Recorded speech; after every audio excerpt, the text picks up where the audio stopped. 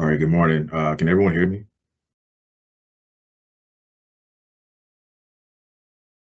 Yeah, I can hear you, Yep. Dorian. Awesome.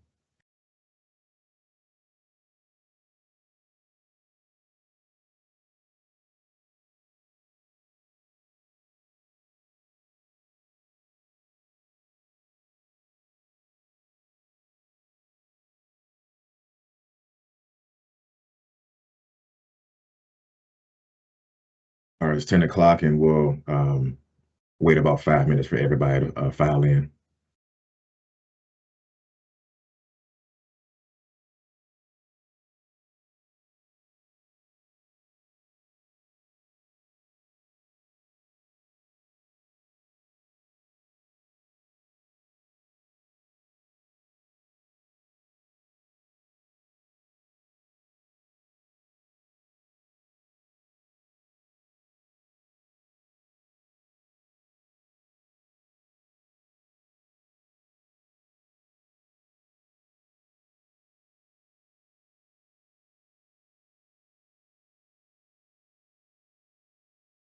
Hey, Sid, I'm getting emails that are saying that the link is broken.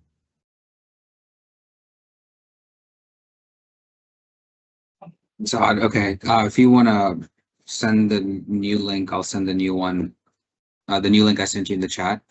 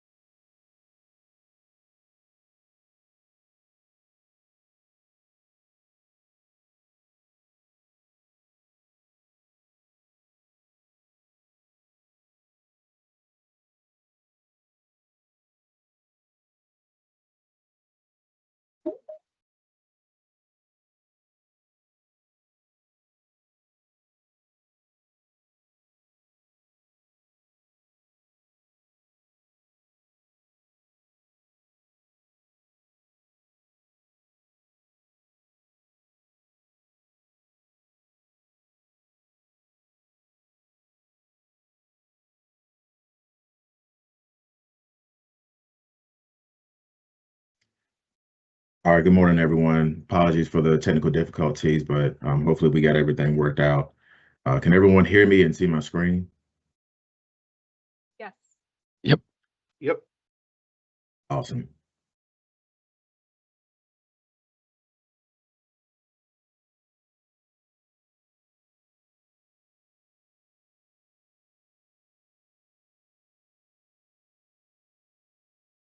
We'll just give everyone maybe a few more minutes to file in, and then we'll get started. Thank you all for your patience.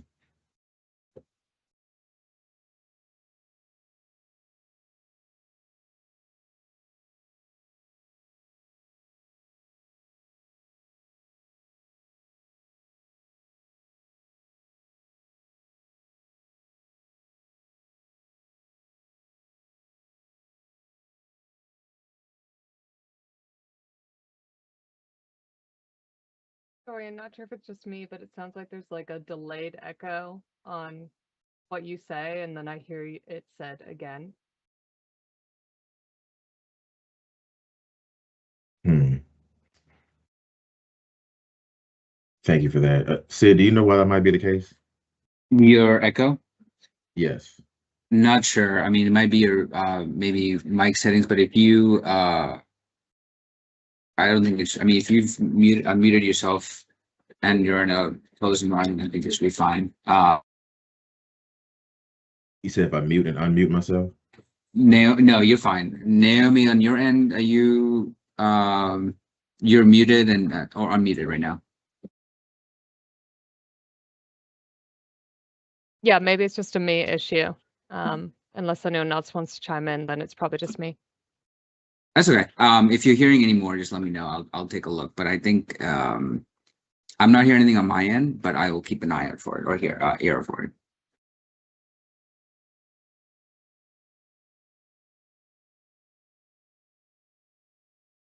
What is 7 minutes after 10, so we can go ahead and get started. First thing on the agenda, if everyone can record their name and affiliation in the chat, your attendance will be recorded accordingly. Thank you so much.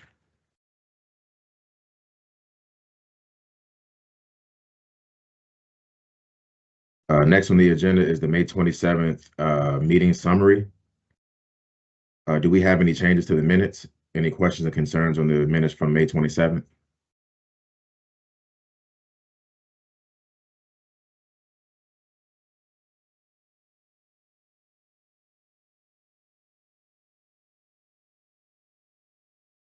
Hearing and seeing none, we will move on to item 3, the public comment period. We are now open for public comment. Sid, do we have any at this moment in time? At the moment, I don't see anything. Awesome. Then we will move right along to our LRTP progress update. So, of course, this is a refresher on our LRTP process workflow. Of course, we begin by establishing our foundational metrics, looking at regional growth projections and current data trends. From there, we model different future pathways to understand potential impacts in regional variables. Next, we set our overarching goals and visions based on what we discovered during our scenario analysis. With our goals defined, we evaluated the physical gaps in our systems across transit, highways, and active transportation. We then built out a unconstrained list of all potential projects that could address those identified needs. This is where from here, we rank, sort, and physically constrain that list to fit our projected budgets. Currently, we are in our evaluation phase. We're refining the list, reviewing it against land use scenarios, and executing our air quality conformity steps. And this builds towards our final milestone in September, where the completed plan will be brought forward for official adoption.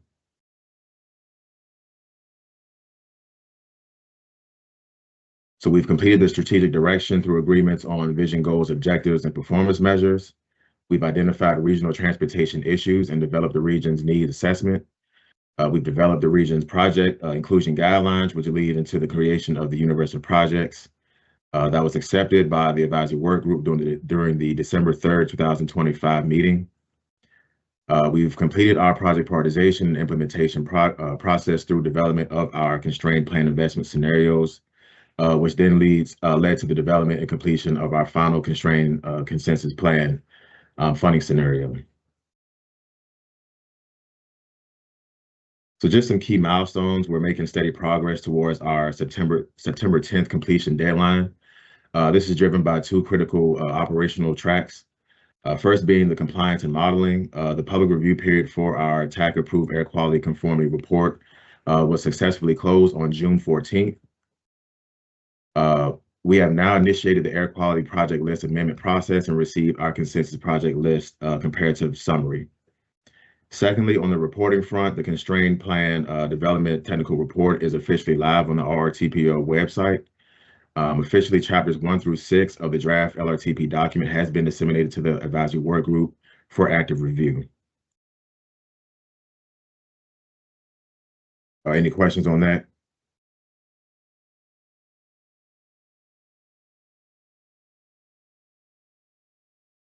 All right, hearing none, we'll move right along to the LRTP draft chapters 1 through 6 review. We're basically going to go through chapter by chapter, just have a brief overview, high-level overview of what the chapter entails. So chapter 1 is the overview. This section outlines the fundamental framework, regulatory requirements, and strategic utility of the long-range transportation plan. This section serves three main functions. It defines the multi-year planning process. So it details the sequential steps taken since 2024 to evaluate existing regional conditions, project population growth, and model future travel demands. Secondly, it establishes the core requirements for plan effectiveness. The text outlines the benchmarks necessary for plan success, which include federal and state compliance, community engagement, and regional integration.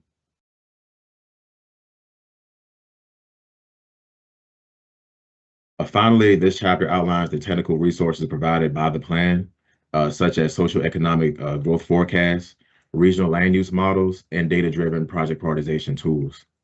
It places Transportation 2050 in historic evolution of regional planning, explaining how it advances past iterations like the 2040 plan and 2045 plan by incorporating multi-scenario financial and future planning to serve as an active decision-making tool for the Richmond region.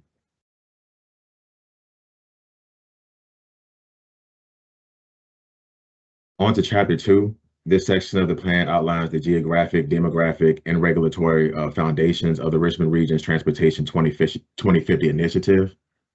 It establishes the framework used by the LRTPO to coordinate long-range, performance-driven transportation investments across its 9 member jurisdictions.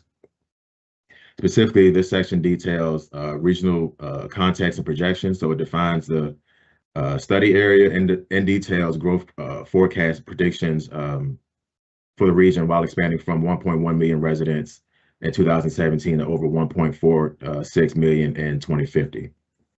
It establishes alignment with federal mandates like the Infrastructure Investment and Jobs Act, environmental justice principles, and Virginia statewide VTrans vision.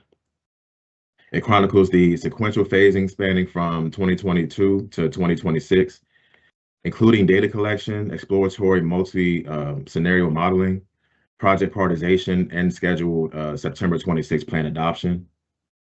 It breaks down the financial framework across federal, state, local, and regional revenues, notably highlighting the Central Virginia Transportation Authority. And it summarizes the robust multi-phase community outreach strategy that integrated thousands of public comments and stakeholder feedback directly into the plan's development.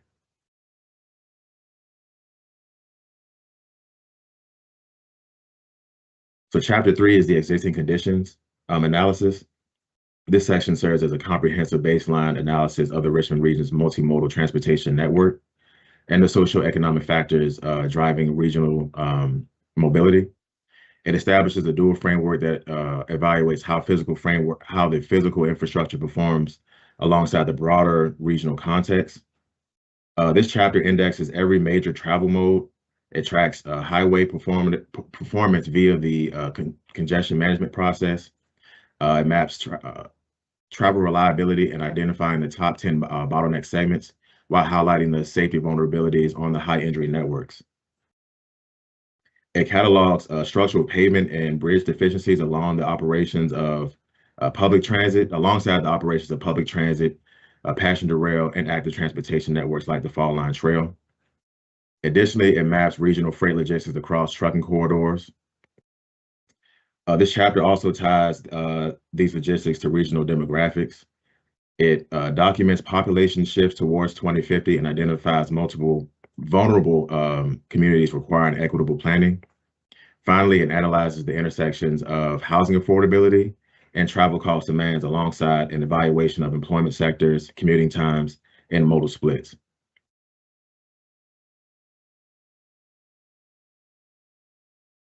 Chapter 4 is our strategic direction. This section defines the strategic framework governing the 2050 plan.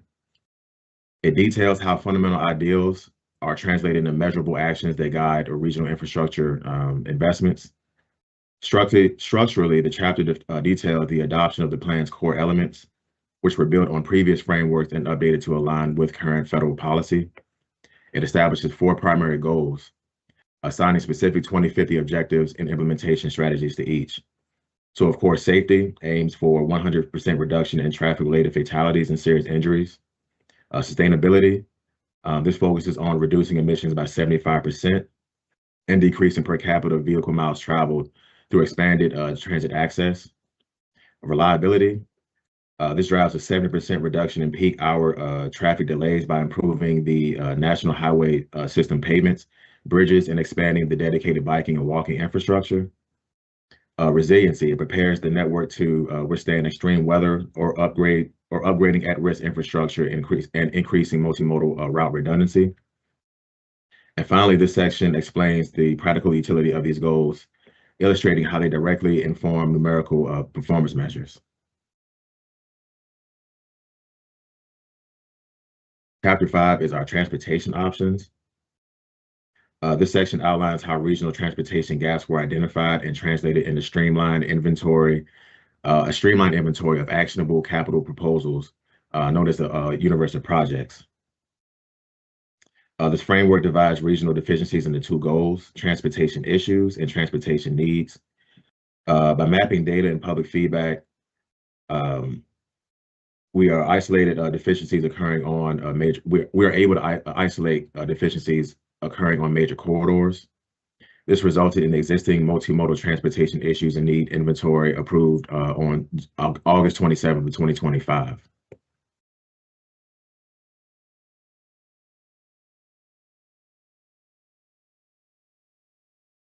So finally, in Chapter 6, this is our financial plan. This section outlines how the Transportation 2050 investment budget is balanced to meet federal fiscal constraint mandates. Working with state and local transit providers, the LRTPO projected $31.5 billion in total revenue through 2050. This revenue is divided into 3 distinct buckets. 18 billion goes off the top for programmatic maintenance and operations.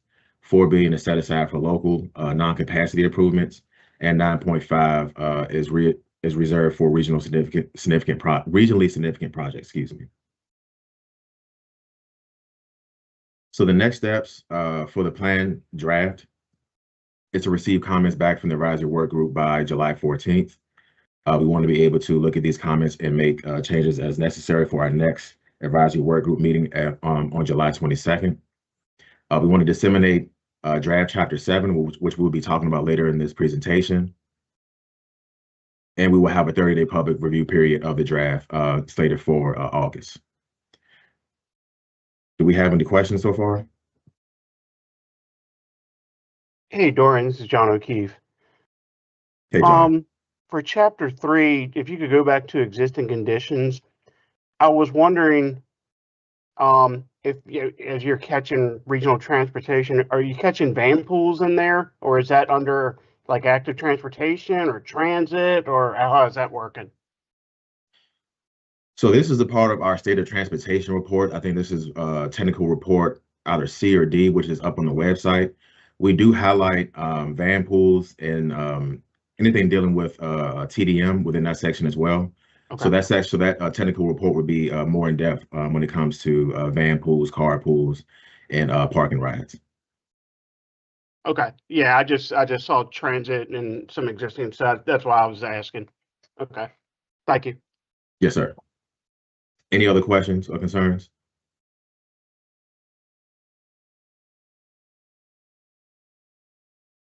Hearing none, we'll move right along to plan evaluation. And Miles, I can draft if you like. Sure. That'd be perfect. So chapter 7, which is the wrap up of the plan, is really the plan evaluation. So it covers 3 broad topics. And you'll see in a minute why this one's taking a little bit longer to wrap up. As you can imagine, we only just got the final constraint plan process going through air quality right now, so it's taking a little bit more. But essentially, the 3 things we're looking at is performance measurement. So everything in this plan is performance based. You'll probably recall this pyramid that we've been showing throughout the process. Basically, for each goal, we have specific objectives. What do we measure, and how do we define success? And so this chapter is really focused on how did we do in meeting those objectives. Now, traditionally, we would have done this by looking at the single future for 2050, measuring sort of a no-build basis where we don't do any of these projects, and then measuring a separate scenario where we build all the projects within the constrained plan, comparing the two and seeing what those numbers look like. And that's a much more straightforward process than what we've embarked on this time. If you want to go to the next slide, Dorian. So I know we've talked a lot throughout this process about scenario planning. So the 2 years preceding the start of the LRTP, we worked on a scenario planning pilot. And with that, we looked at a wide range of forces of future change, things that are going to make the region diverge from potentially that singular future. And we built a set of 5 different modeled futures. So this is actually what we're evaluating our plan against. We're not looking at just a singular baseline future anymore. We're starting with a no build in that, and then looking at how it'll actually compare if we do build out under any of these other futures. And during the next slide. So basically, what do those look like? And anyone who's involved with the earlier pathways process will have seen these graphics. But basically, we have a low growth scenario where population and employment are only growing by about 16%. And sort of in the framing and the narrative of this one, this is a scenario where the region is going through another COVID. Things are not looking great, and growth is really stalling across the region. We have the medium growth scenarios. This is kind of the baseline, sort of where we're projecting things to go. And then we have a second scenario that's looking at more of a kind of in between of a sort of a exurban growth scenario or a transit-oriented development scenario. So this is kind of a compromise medium growth type scenario. And then we have 2 high growth scenarios where we're looking at up to 60% growth in population and employment. One of them, as you can imagine from the naming, is the transit-oriented development scenario, and the other is a scenario that's focused on sort of traditional expanding at the edges of current development. And so we're looking at all 5 of these scenarios. We've run the set of projects through our travel demand model and through our GIS-based scoring tools to assess the impacts of the projects, regardless of which of these futures we actually develop toward. The idea of this is we can actually see how much land use is going to be contributing to our success in this plan. It's also going to be helping us to understand maybe there are some points where certain projects might not make as much sense. There's a whole bunch of ways we can use this information. And this is just really giving us the framework to be able to do it. And so on the next slide, Dorian, what we're building toward, and this, again, if you were in the original scenario planning process, this sort of tool set is going to look very familiar.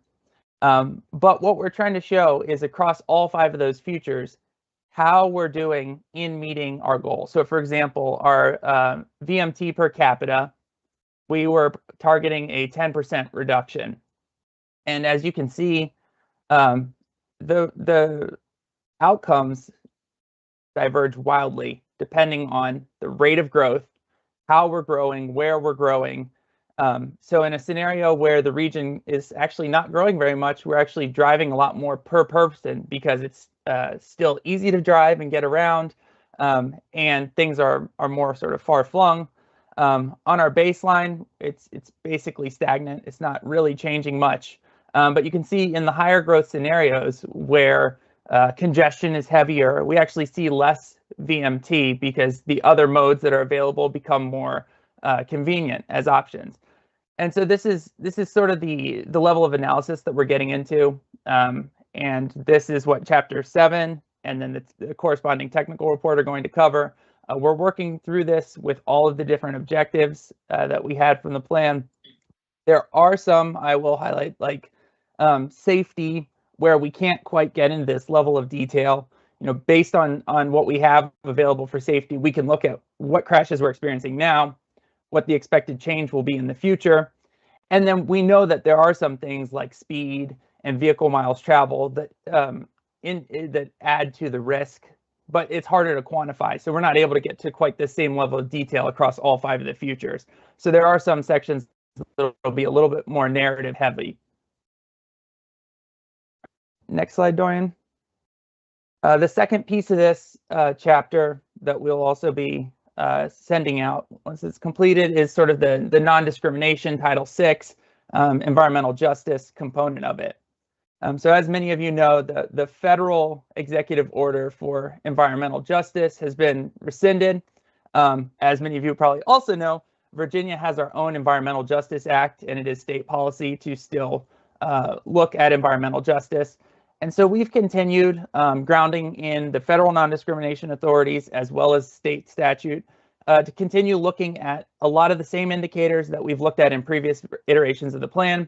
So race and ethnicity, poverty, foreign-born population, people with limited English, people with disabilities, older adults, and zero-car households. We had 2 new additions to what we were looking at this time that we hadn't been able to capture in previous versions of this analysis. Which is female-headed households as well as cost-burdened households. So looking at average rent and mortgage payments. And so with that analysis, we're basically comparing our investments and making sure that they are distributed equitably and fairly throughout the region. And then on top of that, obviously, we have the analysis of the actual outcomes that we're expecting from the plan. So this is a high level of overview of what we're working on and what to expect from Chapter 7. Are there any questions about either the scenario planning component or the Title VI analysis?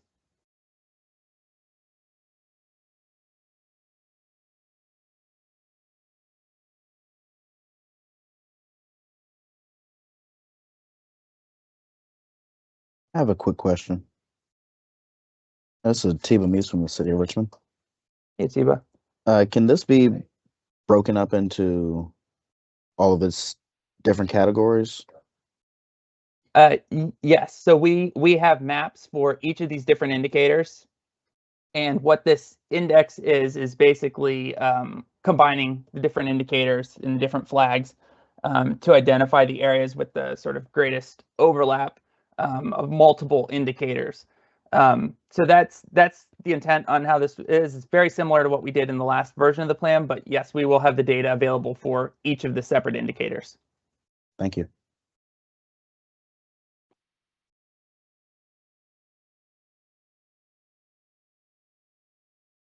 Any other questions on this section?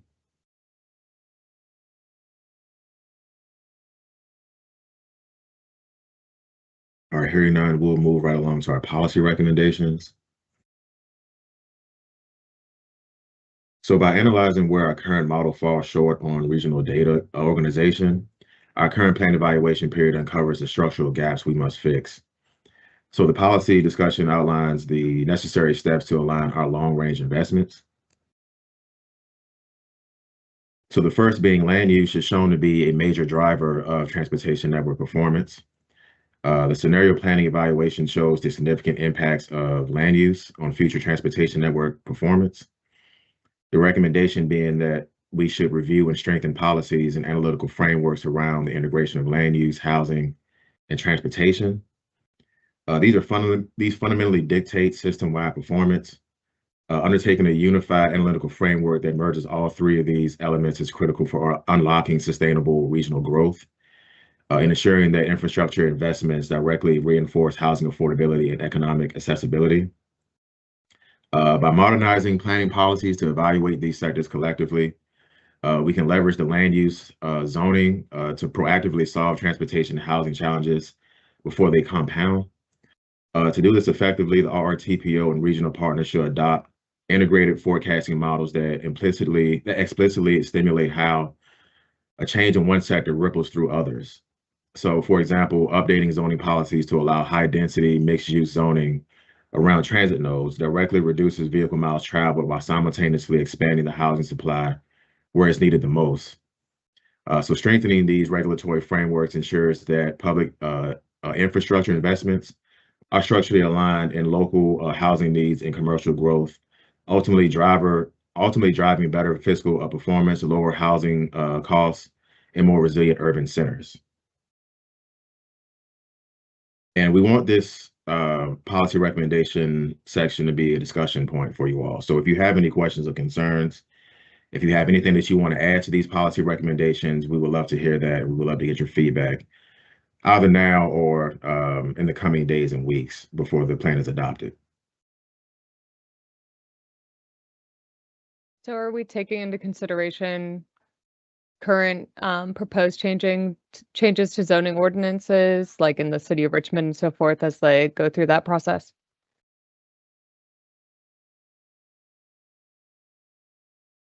Yes, Miles, like you wanted to say something there if you wanted to chime in. Yeah, so I mean, I guess the intent of this is really with scenario planning. I think we're able to really quantify how much of an impact how we grow, where we grow, and how much we grow have on the overall success. So and I think one of the things we're trying to really build on here is a lot of the work that we do is built around a single forecast for a single future, which it's 20, 25 years out, it's guaranteed to be wrong. You know, some of the assumptions aren't going to be right. And so we're trying to figure out, is there a way that the MPO can support our locality partners by building better analytical tools that integrate a little bit more closely all three of these levers that we have to control. So that's really, and all of this again is top level policy. All the details have to get worked out through work with the TAC and with the policy board and with all of our partners. But that's kind of what we're trying to build toward. Appreciate that.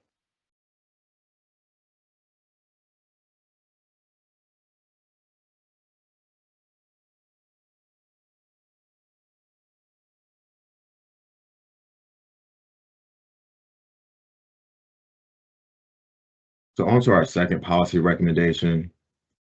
There's legitimate uncertainty around the shape of future development. So the consideration is to compare previous LRTP forecasts to current socioeconomic baseline data to assess past predicted performance and continue to improve forecasting and modeling tools. The recommendation here is to continue scenario planning for the next LRTP and explore tools and opportunities to expand its use more broadly for robust decision-making. So of course, historically, LRTPs relied on a singular baseline forecast, effectively betting public infrastructure investments on one static predictive framework. However, minor shifts in macro trends, such as sudden changes in telecommuting, fuel pricing, or population distribution can render long-range travel demand models inaccurate. Continuing to expand exploratory scenario planning for the next LRTP cycle ensures that the region's long-range strategies are intentionally designed to perform well across a wide array of future conditions. Expanding the use of advanced exploratory tools will allow the LRTPO to seamlessly shift towards robust decision-making and decision-making under deep uncertainty frameworks. So we want to be able to use tools such as Vision Eval, provide rapid sketch planning capabilities to test hundreds of policy and land use permutations, specifically analyzing variables like vehicle miles traveled and household costs. Meanwhile, the travel model improvement program, exploratory model and analysis tools function as powerful covers around the agency's existing travel demand models, leveraging cloud-based experimental designs to run thousands of simulated futures within seconds. Any questions or discussions on this policy recommendation? No, it just sounds like a good idea to look into scenario planning for the next LRTP too, so we can continue to improve the process for looking out to the future. Thanks. Thank you for that.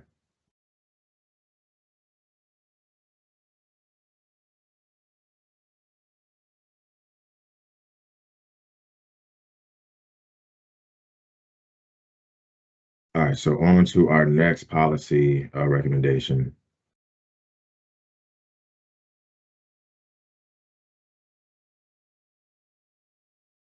We must formalize the congestion management process more tightly into the project prioritization process. Before considering capacity expansion projects, the most efficient transportation planning framework considers first land use, then operational improvements, then multimodal solutions. So the recommendation here is to develop a policy framework to formalize demonstrations of the congestion management process, style solutions hierarchy.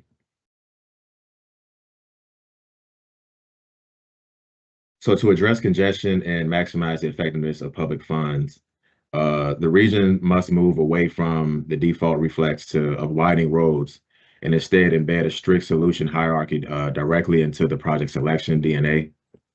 By formalizing the congestion management process within the overarching project prioritization framework, we can establish a transparent protocol that requires sponsors to exhaust lower cost, high efficiency interventions before requesting capital intensive expansions. Under this sequential framework, candidates must first consider if altered land use strategies could address the issue, followed by implementing operational improvements such as intelligent transportation systems or signal optimization in multimodal solutions like transit and active transportation infrastructure. Only after these three tiers are thoroughly analyzed and proven insufficient can a traditional capacity expansion project be considered. So to operationalize this approach, we should develop a rigorous policy framework that mandates a structured demonstration of compliance for all submitted projects. This framework functions as a gateway process.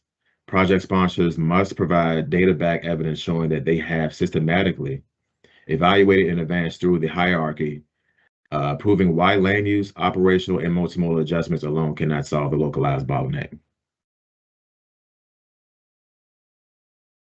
Any discussion on this policy recommendation?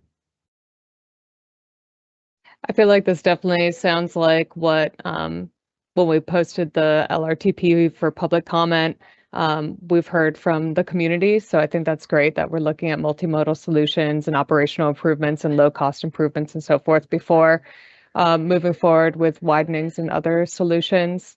Would be interested to see how this works with VDOT's grant funding process. That's something we'll definitely have to figure out because I know there are different priorities, unfortunately, sometimes with how projects are funded through VDOT, but seems like a great approach. Yeah, this approach was definitely born out of a lot of the concern that we received back from the public about the sheer number of highway projects and expansion projects that we have within our project list. So we want to be able to affect that, to address that effectively in our policy recommendations as well. So thank you for that. Trip, I see your hand up. Yeah, sorry, I couldn't come off mute for the other two. I think these recommendations are all really strong so far, and I want to second that this does much better reflect the public input as well as trying to achieve the goals that we set. And I'm disappointed we didn't get there for this plan, but this certainly points us in a much better direction for the next one. We appreciate your feedback. Yeah, the fundamental goal of this plan is a mode shift. So we want to make sure that we are implementing a process that gets us towards that with the help of member agencies and other agencies around the state and the region.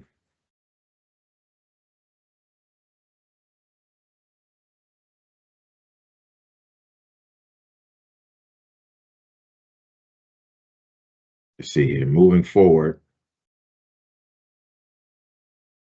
Our next policy recommendation involves vision networks. Vision networks need to be fully integrated in the plan. So the consideration here is that the region has identified vision networks for the transportation modes, but not fully included the networks in project development and LRTP plan, excuse me. So the recommendation here is to develop stable project inclusion guidelines, including definitions of major roads for a continuity between updates. Also to develop a policy to ensure adopted vision networks are fully incorporated into project development and design.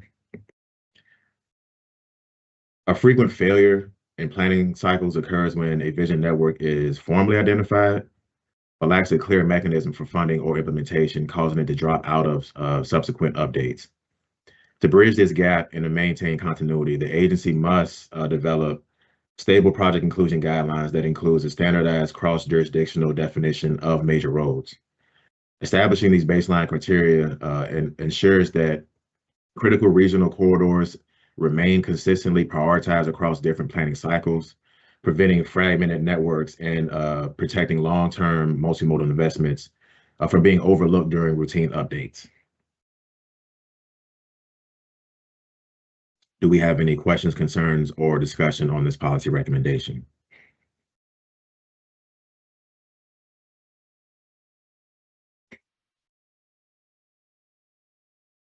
I just appreciate that it looks like you all have been looking at like the strengths and weaknesses of the planning process as it's happening now and taking into consideration how it might be improved in the future through these policies. So all the policies are looking good to me so far. Really appreciate it. Thank you. Thank you. Yeah, we want to make sure that we're addressing any gaps or deficiencies in our current plan and making sure that we address those in our next plan going forward and plans after that as well.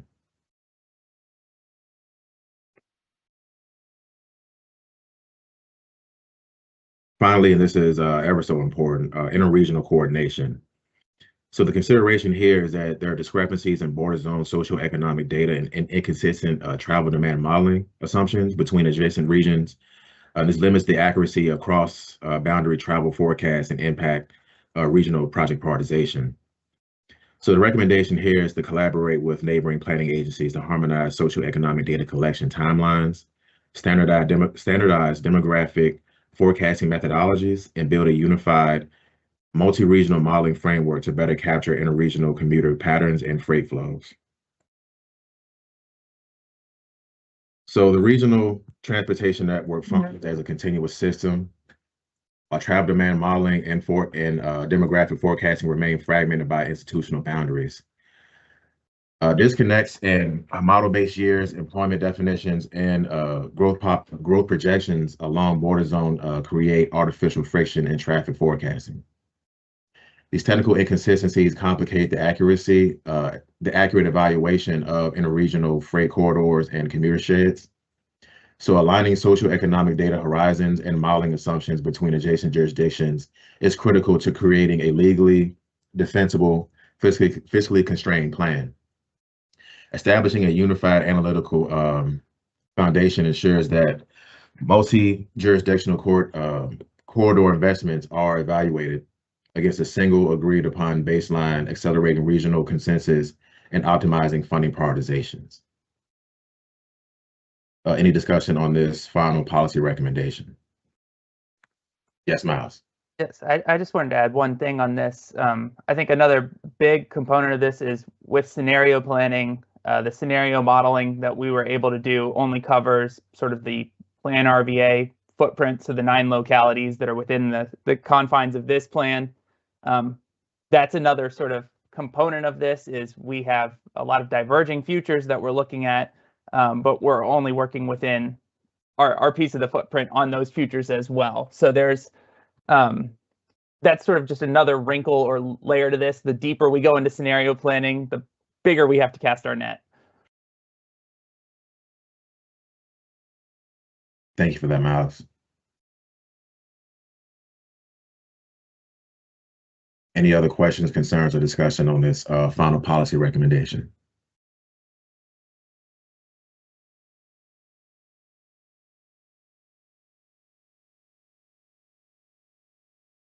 All right, hearing none, This essentially wraps up our meeting for today. Our next meeting will be July 22nd.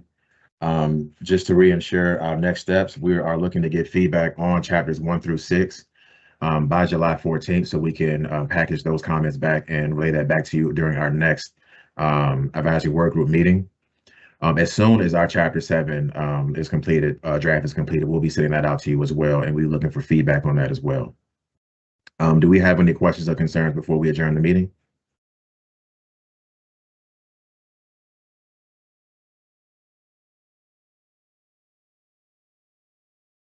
All right, hearing none, we thank you all for your time today. We're really coming down the pike with the LRTP. We're in good shape, and we thank you all for your attendance, and we thank you all for your ongoing interest in the LRTP process. So thank you all so much. Thank you. Thank you. Thanks. Thank you all. Everybody.